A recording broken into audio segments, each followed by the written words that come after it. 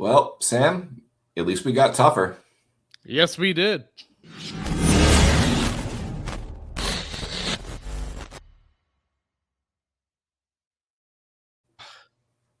Andrew, I'm not surprised at all, but just a smidge disappointed. Just a smidge. Just a little disappointed. We made a point to want to record this when it was still fresh, but I'm glad we took the hour because now that I've had a chance to get over that initial rage, to be honest, I'm like, you know what? Let's take a breath and let's actually look at this. It's not as bad as people think, but it's certainly not as good as it could have been. Yeah, and for those of you, I mean, obviously, like you watch me and Andrew. I will say, when it comes to my initial reactions of this team, when it comes to watching them or them doing business like trade deadline, I usually get emotional at first, and then try to be like, okay, let me think about this here. So that's how I am. I might get angry at first, but then I usually try to calm myself down, and be like, okay, let me think about it. So Yep. 3 o'clock passed. I took a nice long shower, did some deep breathing exercises, and now I'm just, the well, we way know I where can, you're at, Andrew. yeah, I can now express my thoughts on this deadline in a family friendly way. So let's get to obviously, as always, we have a great partnership with SeatGeek. You get $20 off your first purchase if you use promo code KNAC Report, all one word. It's a great deal if you're trying to save money on some tickets, whether that's to a Hurricanes game. We know there are a couple of home games next week with Pittsburgh and St. Louis, and whether it's to a comedy show or a live concert. And also remember, if you're watching this on YouTube, please hit that like button, hit that subscribe button, hit that notification bell so you never miss another episode. And please, if you are listening to us wherever you get your podcast, please leave a rating and a review. Really, really does help us out. And Andrew, let's get to recapping the games first so that we can spend the last half of the episode talking about the deadline. So a little bit of a different episode, but I really think the focus of this episode should be the last half, and that should be about the deadline. So, Andrew, wins for both games. Obviously, I think you could agree both wins were a little bit different compared to each other. Yeah, one was a low event boring game. One was a game where I think, the guys were probably overthinking the trade deadline a little bit, and their talent helped them win a very ugly high event game. So definitely more entertaining, but definitely further away from what we want to see. Yes, definitely. So the Seattle game first. So again, only 3 goals in this game. Not a lot to talk about. The first period, I actually thought Canes played a really, really good first period, Andrew, against Seattle. Obviously, Anderson was in that, but first period, I thought they were great. Yeah, they were dominant, honestly.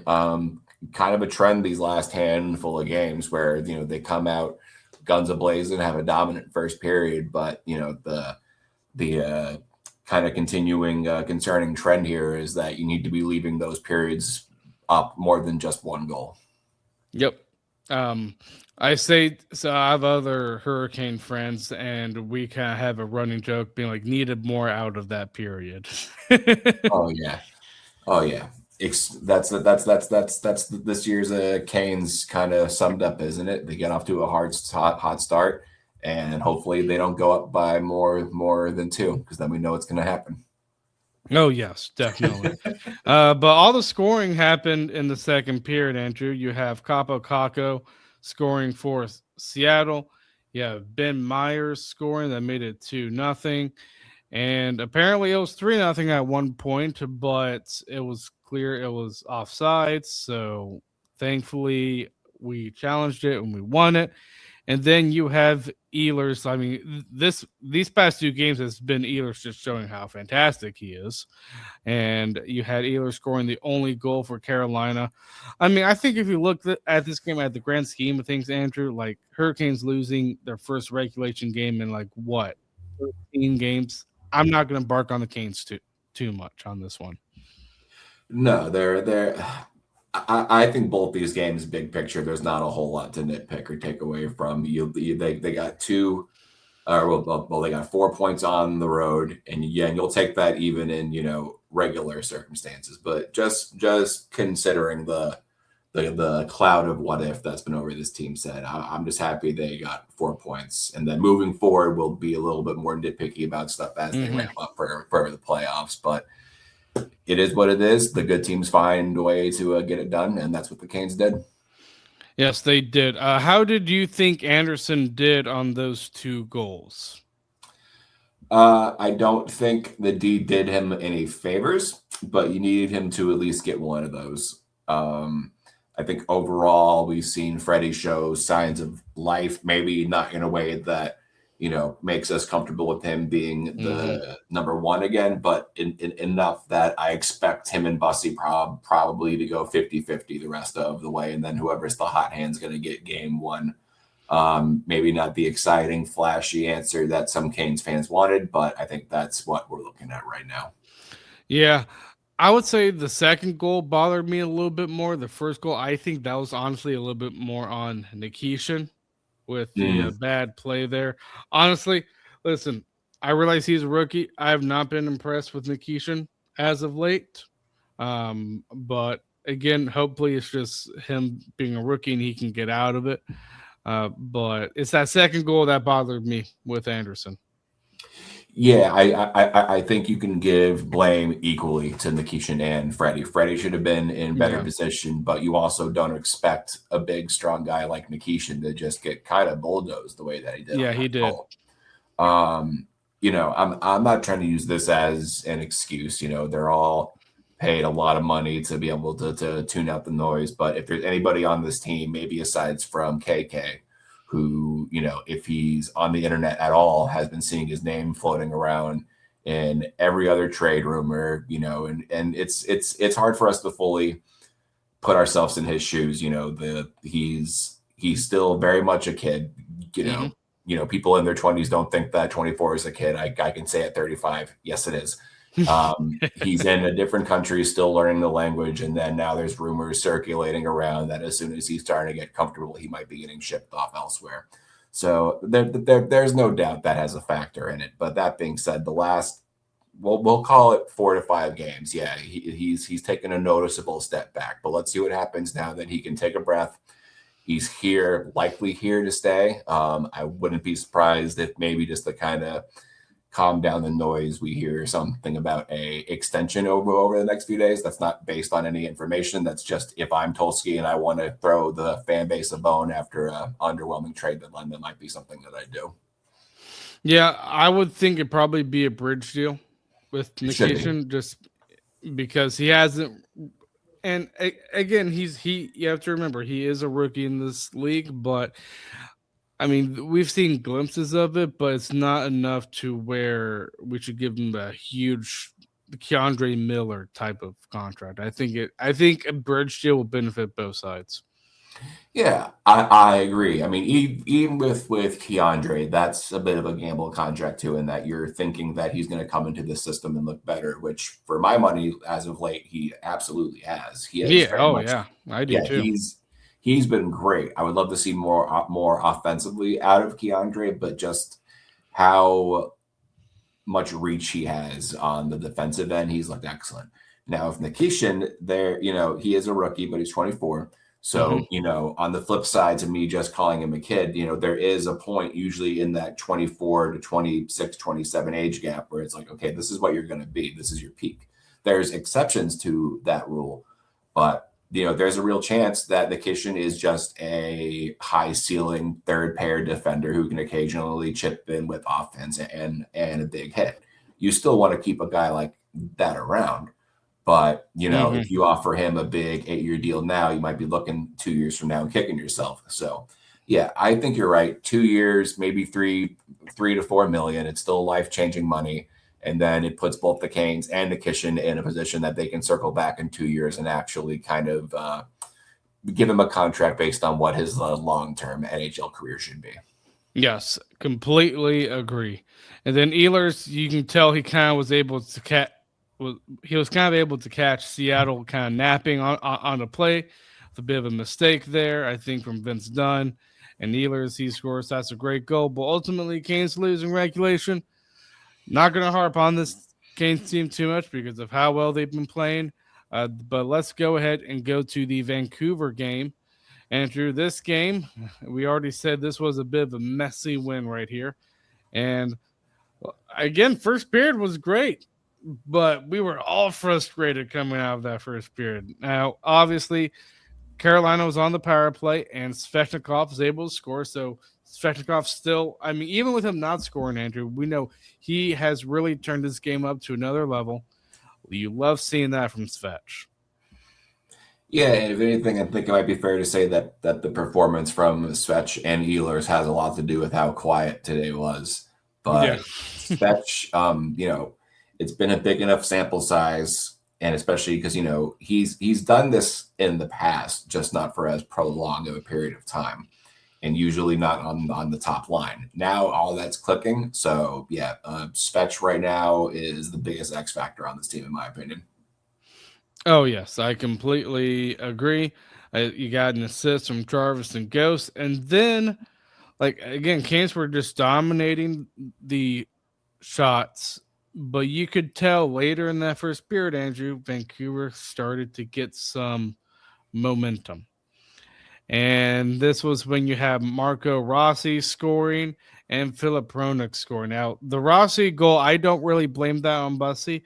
But the second goal, considering it was a slap shot from pretty distantly way out, I think he should have had that. But that first goal, I thought that was just more luck because Slavin's stick really just redirected that. So I can't fault Bussy there. It was just luck, Oh yeah, 1,000%. And you don't expect something like that to happen with Slavin. So just an unfortunate bounce. It goes 5-hole. It is what it is. That's the game of hockey.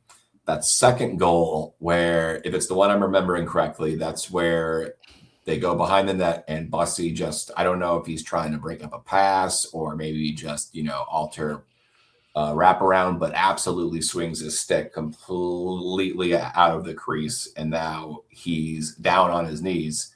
And even though the shot didn't go that high, he makes that decision. And now the whole top half of the net is wide open instead of him just hugging his post and just playing the pass. So an odd lapse from Bussy, he's definitely one of these goalies that, does a little bit more swimming, for lack of a better term, than you would like to see. Yeah. And recently it hasn't bitten him, but, hopefully just an off game. Hopefully he's getting back into his groove. But I think, people like myself who've always kind of had that little bit of hesitation on, giving this guy the reins, calling this guy, the second coming of Patrick Waugh, even with all the records, that fear is starting to get a little bit of validation here. I hope I'm wrong, but it's been a little bit validating, unfortunately. It has. And I would say, all the games coming out of the Olympic break, the one concern I might have is probably Brandon Bussy, because again, the loss against Seattle, I'm not gonna blame on anybody. You've been playing so well, you're starting to get in the groove again. But Bussy, I think he's playing this was it his third start coming back from the break, and he hasn't really been playing vintage Bussy. So it's just one of those things where it's I don't know, Yeah, and there's still enough time for him to get his groove back. I think we're at roughly 20 games. I think that's, the biggest thing we should be looking for is one, for that second line to continue to cook, because that's gonna be what makes Tulsky look like a genius or a fool in a few months. But second to that, in my opinion, it's just making sure that either Freddie or Bussy, hopefully both, have found their game, have a nice groove going, and have some confidence going into the postseason. Yes, definitely. And then in the second period, Andrew, that was when us Canes fans felt a little bit better because we finally started to get our fair share of goals. Now, I think honestly, this was a combination of just Carolina just showing that they're a lot more naturally skilled, gifted team than Vancouver. And with Vancouver being that bad, they had to pull their goalie. So you had Sean Walker scoring from Taylor Hall and Blake. You had Ehlers scoring from Stahl and Chatfield. Aho scoring from Jarvis and Miller, I think that was the best goal out of all the goals. And then Ehlers scoring his second goal, I think that was the goal where he juked out the new goalie there. But Mhm. man, Carolina really started firing all their shots.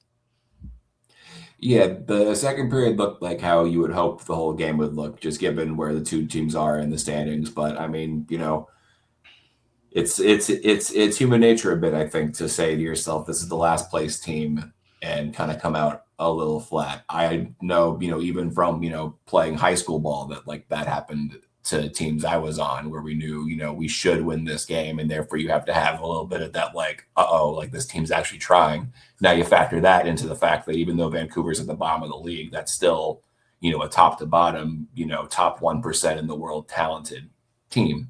That's what the NHL is. So I think it took the Canes a minute to kind of wake up in this one, which I don't think you're going to see that in the playoffs. I think this is exclusively we're on the road. We know we're playing against inferior competition, and I think that they played with their food a bit in this one.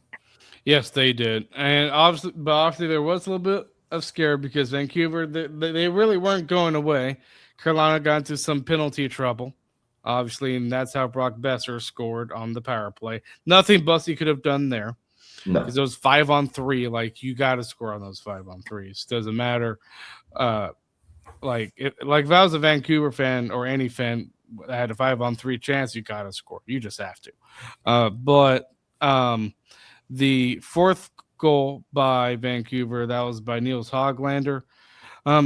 That's probably a goal I blame a little bit more on the defense on.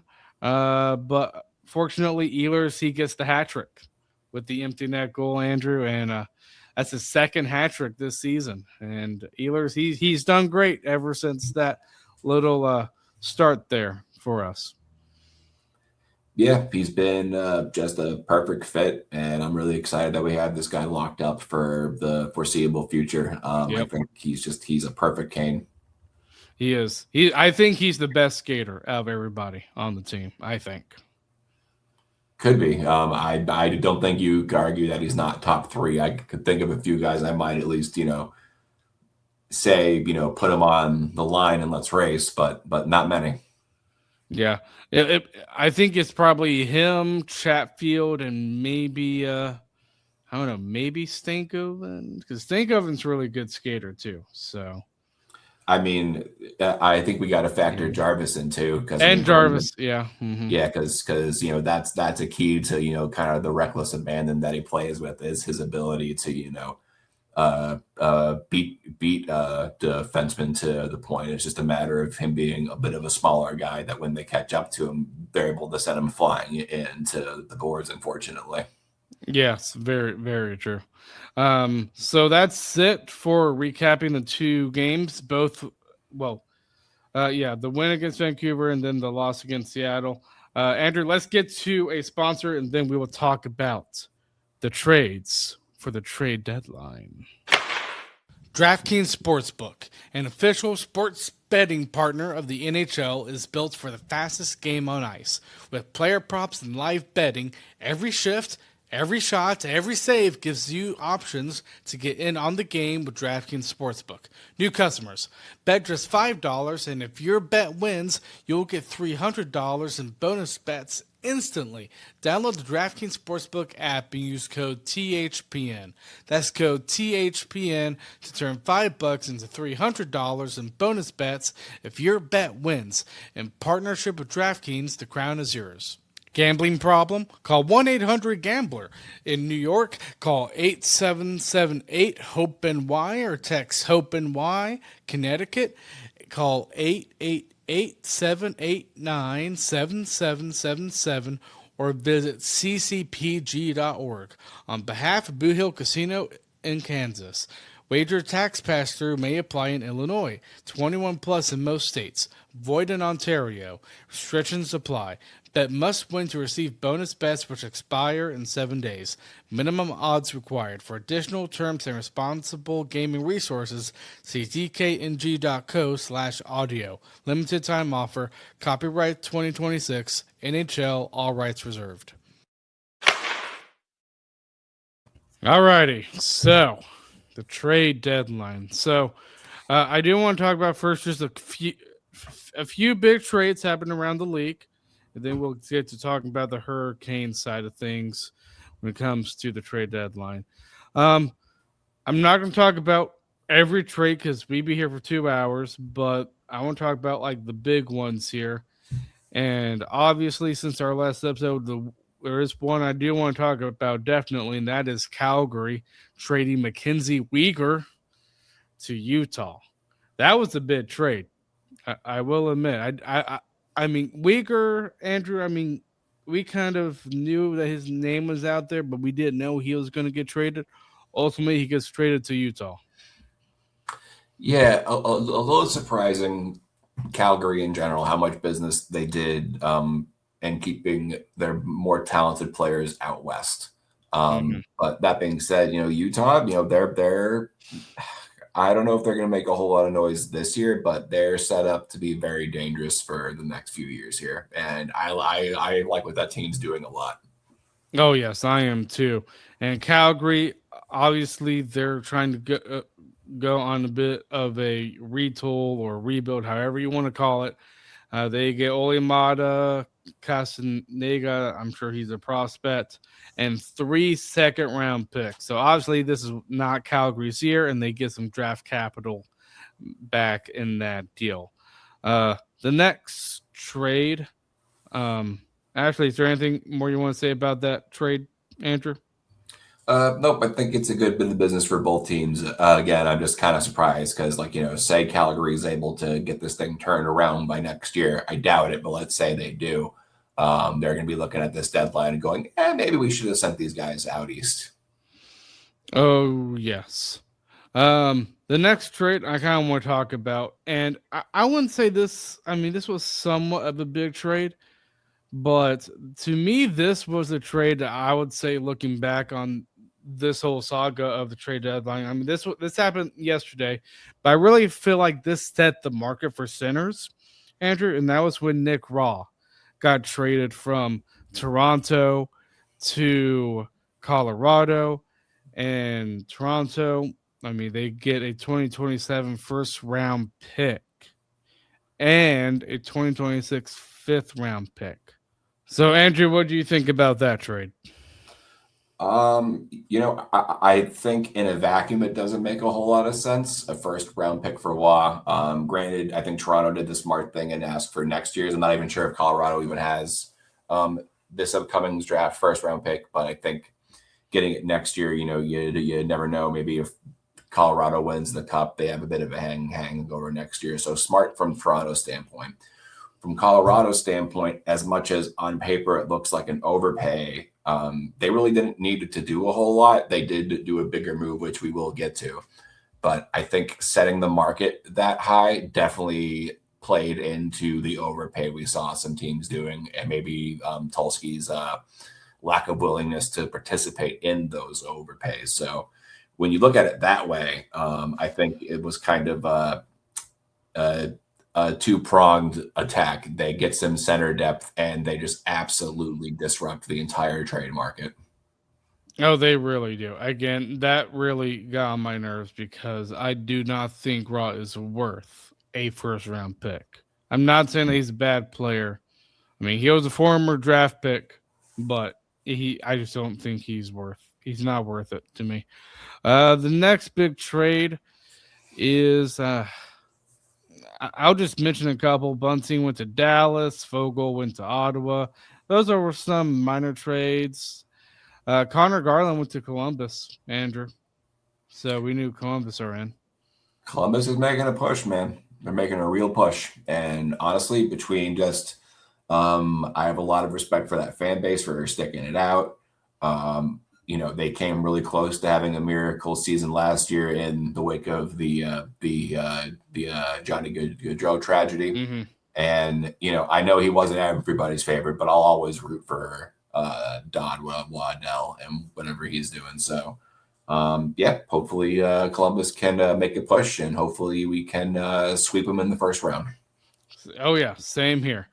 If we do face them in the first round, the next trade Actually, this trade didn't really happen because I do want to mention it because if it was going to go through, it's going to be a big deal. But Colton Parayko was Mhm. supposed to go to Buffalo, and he made his decision because he had a no trade clause to be like, nope, I ain't going to Buffalo. So that was really interesting, I thought, Andrew. Yeah, same. Just goes to show for as you know, it takes a long time for a team to kind of shake the Reputation. yeah, the reputation. Thank you for finding a PC way to say it. Because I mean, they're gonna make the playoffs. It looks like. Frankly, they're a team that I don't want to see in the playoffs if I'm Carolina, just because they do have a couple of guys really good at playing more of a bully style of game. Mm-hmm. So I think Pareko would have fit perfectly. Just goes to show that he'd rather stay where he's at in St. Louis than go, which I'm surprised because I don't think the Blues are turning it around anytime soon. I think the fact that their two best players in Thomas and Kyrou, granted neither got traded, but this is what the second or third year in a row that your best two players have been the topic of trade conversations for not even leading up to the trade deadline, even going through the off seasons. Yeah.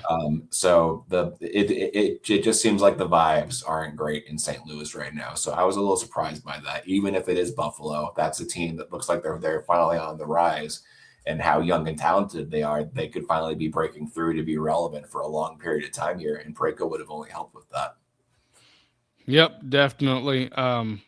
So Pareko, he denies going to Buffalo. He remains with St. Louis. I agree. That a little bit did surprise me, but I'm willing to give him some way just because of the reputation Buffalo has had the long for the longest time, even though they are currently solidly in a playoff position. And but Buffalo, I mean, they did get some demon. They got Logan Stanley and Luke Shin. They had to give up quite a bit though in order to get those players. So we'll see how that goes in that trade with Winnipeg.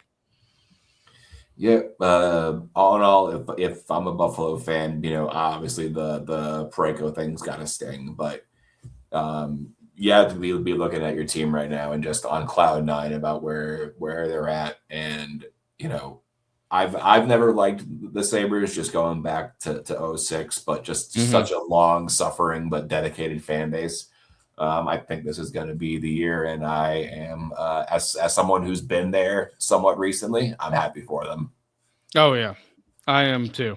They've suffered, I think, for too long.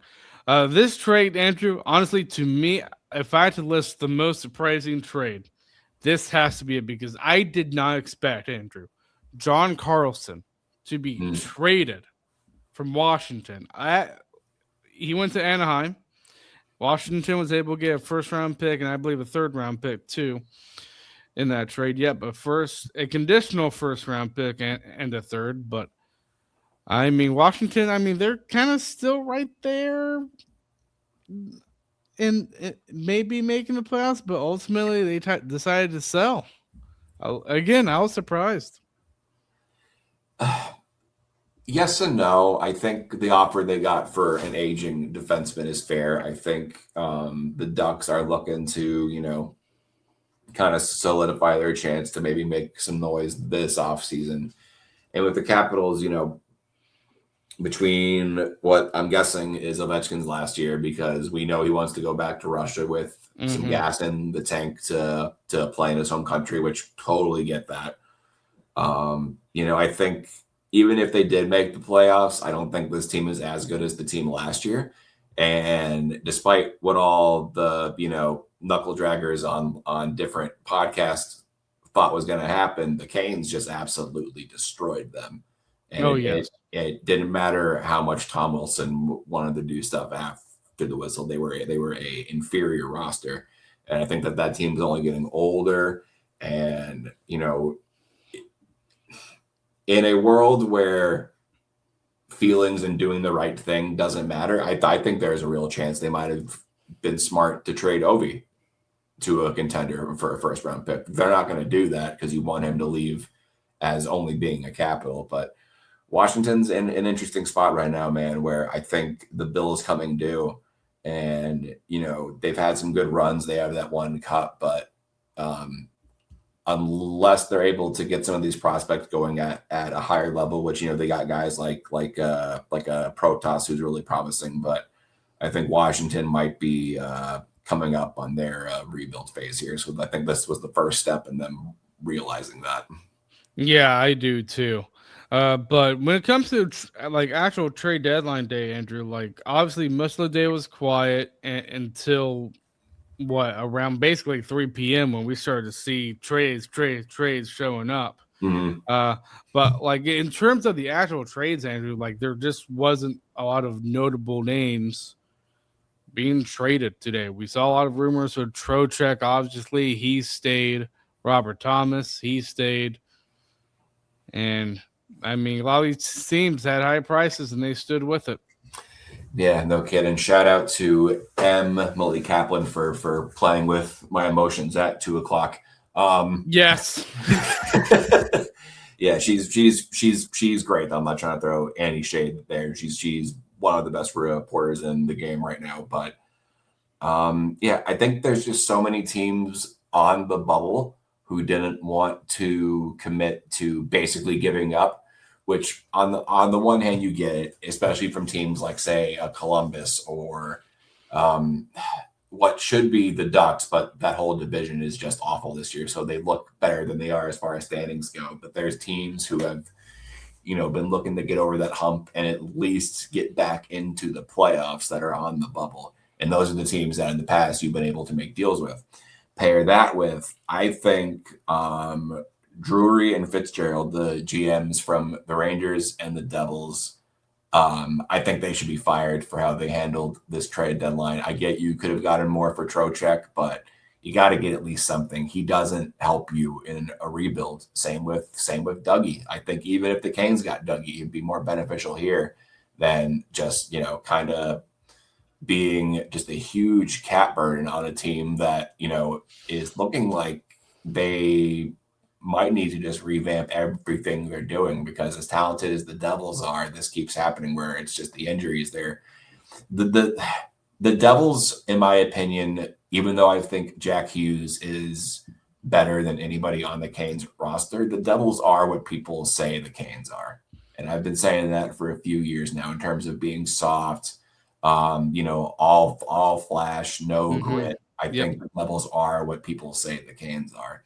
And I'm looking at a few GMs right now being like, what you thinking there, buddy? And Tulski's not one of them. I get why Tulski did what he did today. It's not what I would have done, but it makes sense at least. Yeah. Well, I mean, look at the Braden Shin deal to the Islanders. Like St. Louis traded him to the Islanders, and St. Louis got a first, a third-round pick, and a prospect. Like that is already a lot for a guy who probably is a bit on the lower tier. Again, we did our episode already during the Olympic break of possible guys Canes could get. Mm-hmm. And you and I both agreed Shane is probably on the lower tier compared to like a Vincent Trocheck type of centerman. I mean, just imagine what the price was for a guy like Trocheck, for a guy like Thomas. It's just like that could have been like for a guy like Thomas, it could be like 4 first-round picks. Right, which I mean, for what it's worth, because knock on wood, but I don't foresee the Canes having a pretty big drop off anytime soon. Maybe not. I think there's things they could improve on to make themselves a more bona fide cup contender, but a lot of their best players are just entering their prime and they're locked up for a while. So maybe you would make that trade if you're Carolina, but not for Vincent Trocheck, which both on here, Twitter, everything. I've made it very clear my feelings on Vinny. He's one of my favorite players to ever play here. But he's also been here before, and it's not like he was a destroyer of worlds that got us over the hump. That I saw that as being the best bang for your buck deal. And I think Drury mismanaged his assets because I think New York needs to be in full-blown rebuild. I'm talking all your best players, ship them out, because there's a culture problem there. Granted, I think that has a lot to do with the ownership, but I'll stay in my lane on that one. Yep, I agree with you there on the statements on the Rangers. But I mean, I do want to eventually get to Hurricanes perspective on this. But I would say probably the last trade to talk about, and the trade hasn't really been, I think, been finalized yet. I'm just okay. Looks like the Flames are retaining 20% of I the just saw that too. Yep. Kadri trade, but Kadri got traded to Colorado. So Colorado, I mean, they're probably the ultimate favorites right now of winning the Stanley Cup with getting Kadri, and it's going to be hard if we somehow get to the Stanley Cup Finals. First, I have to get there first, but if we do, it'll probably be Colorado, and that's going to be a tough, very, very tough series for Carolina to overcome. Yeah, Colorado's loaded when the Dallas Stars and Minnesota Wild exist, and you're still just like, nope, it's the Avalanche. Because I think if you put Minnesota or Dallas in the East, I think they're probably going to the finals. Yeah. Oh yeah. Yeah.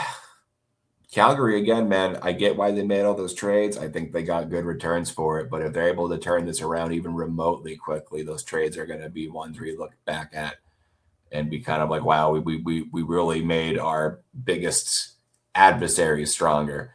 Mm-hmm. And I think it's really the Avalanche's cup to lose this year. No, I do too. I still think the Canes, I think if the playoffs come around and guys get hot, one of the goalies figures it out. Could they do it? 100% they could. Yes. Do it. Are they the favorites? Nope. Not even a little bit. No, it's all Colorado just because they're so loaded. They got two centers and Nick Raw and Nazem Kadri. Maybe again, I understand why Tulski did it, but let's say if Colorado does win the Stanley Cup, mm-hmm. those trades are worth it. And 100%. maybe that says something. Maybe you do need to perk up to the price of getting a centerman, because that's been a position the Hurricanes have lacked. It has. Really since Trocheck left, and they made the gamble on Kotkaniemi. That's we don't need to get into that. We know how that's played out. You and I were joking before we started recording that this is going to be the Kotkaniemi redemption tour. Not holding my breath for that, but that would be awesome. But and now Stankoven's in that boat of experimentation as well. Yes, and I've been liking him more and more. I have. I think short term maybe you make that move, but here's the thing though. Realistically, and this is why I'm glad we gave it an hour to kind of cool off before we hopped on here. Does adding a Vincent Trocheck for, let's say you give up your next 2 first-round picks, let's say you have to give up a high-end prospect like a Bradley Nadeau, or heavens forbid a Nikishin. Does that make you better than the Avalanche this year? Does that make you better than the Dallas Stars this year? Does it make you more likely to be able to pull off what I think would be an upset series? Sure. There's not a lot of guys who I saw get moved in this deadline that I think really moved the needle enough for me to say a resounding yes. And a lot of those guys, especially Trocheck, I think they might be cheaper this offseason. And I know no one wants to, no one wants to do anything other than win now mode, and I get that. Yes. Mm-hmm. From a fan perspective, I totally get that. But on the flip side of that, people are acting like this isn't the first or second best team in the East who could still pull it off. I think there's got to be a balancing act of the letdown, but also kind of realistically looking at the cost of things and being like, okay, let's say I'm right, and even if they make it to the Cup Finals, they run into one of those monsters out west and just get walked. Now you're actually in a worse position because you've given up these futures for older players who didn't get you to that level. So I do think that needs to be considered. And, usually I'm very, the Canes can win it all, rah, rah, rah. I'm a big believer in being optimistic about the hockey team until the season's over, and then you talk about the glaring faults that you quietly knew about the whole time. I just think that's the more enjoyable way to do this. Now that we're doing this podcast, I have to put that aside a little bit, obviously. But as much as I would have loved having Trocheck back, I don't I don't know if this phase in his career, Trocheck, really makes a huge difference. Is it an improvement over Stankoven? It Yes. is. Is it drastic? It's debatable, honestly. I would agree with you on that. To me, the only player that I think they maybe could have got that really, really moved the needle is Robert Thomas. To me, Agreed. that's the only player that was out there. But we'll see. Like coming maybe this offseason, maybe they address that second line center position. Maybe Stankoven gets hot during the playoffs, and and it's like, wow, maybe he's our second line center. I can tell you one thing because I know I said a few minutes ago, I do view KK and Stankoven sort of in the same boat in the fact that they're both kind. KK had been experimented on, it just failed as the second line center, and now Stankoven is in that boat. So KK came off, Stankoven's in. I do think just from the way Stankoven plays, and I've never really have seen this from KK a whole lot from his time here, is the fact that Stankoven consistently, I think, more so plays with a pestiness to him than KK's ever done. Yes, I agree. I think even when that line hasn't been producing, Stankoven's always noticeable. He's always impactful. You never question the effort. And whereas Kokoniemi, there's been stretches of games where you almost forget that he's on the team. And the times that he's been really great, he doesn't have to do much because he's always had Netris on one side and Svetch on the other. It's been more of a bulldozer for him. Like, I think when he's good, he's a bulldozer because he's big, he can be physical, but that's it. Yeah, I think his issue has always been between the ears. He's got the build. He does at least one thing a game, it seems like, where you go, oh, okay, wow, no, like that's a talented guy. At least in terms of I bet when he's doing drills, he looks fantastic, type of guy. But there's just something between the ears that he doesn't play with that bite that he needs to be good in his position. Now, the other thing, if we're going to compare Kokoniemi and Stankoven, is Stankoven's been dropped down to the third line, put on the wing, and has looked awesome. We can't say that about Kokoniemi. If KK's not in the middle, I have no interest in him being in the lineup at this point. I think he's useless on the wing. I don't think he's got the dynamic ability to take advantage of that extra breathing room that comes when you're not, having to be quite as defensively responsible as the center is. And I think that's what Stankoven's having to learn how to do. And knock on wood, it seems like he's starting to piece it together a little bit. But I like that you brought up who he has on the wings. And this is no shade towards Taylor Hall, who's, kind of managing to extend his career here, or Jackson Blake, who future looks so bright for that guy, but neither of them are Natchez or Svechnikov. And Stankoven still looks better in that spot than KK, aside from a game or two here or there, ever did. Oh, yeah, definitely. But we do have to mention the one trade that Carolina did, because they at least did something.